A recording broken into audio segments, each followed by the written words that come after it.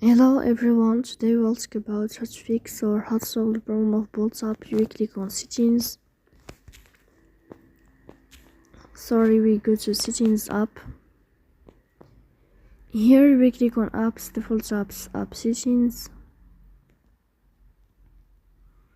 Here you will search about bolts up. Then we click on first stop and we click OK.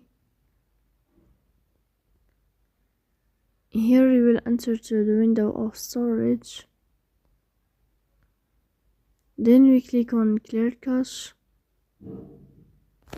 In the end, you will turn off your phone and you will restart your phone again. So that's all. Don't forget to support us by like and subscribe. See you next time and thank you for your watching and your attention.